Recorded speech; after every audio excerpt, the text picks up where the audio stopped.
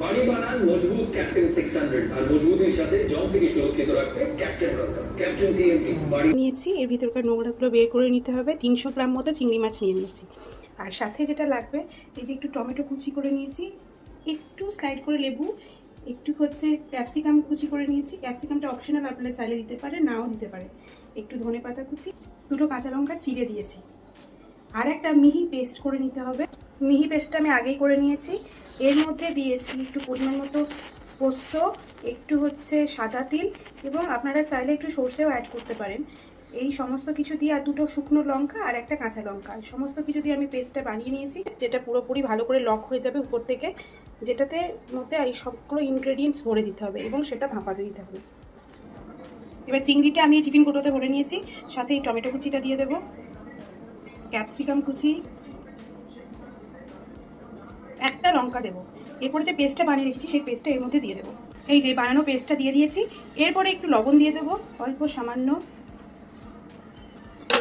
একটু হলুদ দিয়ে দেবো, আর একটা কাঁচা লঙ্কা, ধনেপাতা, 1 চিমটে লেবু,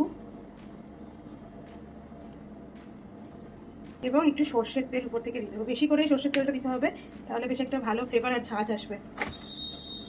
এরপর টিফিন বক্সের বাটিটা বন্ধ করে দেবো, কিন্তু তার আগে এটা ভালো করে মিক্স করে নিতে হবে। কড়াই গরম জল বসিয়ে দিয়েছি, এবার এটা এর মধ্যে এরকম দিয়ে দেবো। এবার একটা ঢাকা দিতে হবে। ঢাকাটা দিয়ে দিলাম। এবার চোখ বন্ধ করে 15 থেকে 20 মিনিট গল্প করুন, তার মধ্যে এটা রেডি। গ্যাসের ফ্লেমটা লো রাখবেন। 20 মিনিট মতো হয়ে গেছে। এবার আমি এটা দেখো, এটা এরকম হয়ে গেছে, ফুটছে। এবার আমি গ্যাসের নবটা বন্ধ করে দেবো, এটা ঠান্ডা হওয়ার জন্য। এখন আমাদের চিংড়ি ভাপা কমপ্লিট।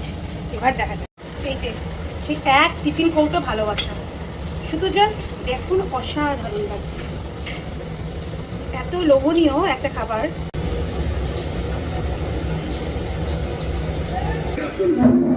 আমি এটা সুষমা করতে পারি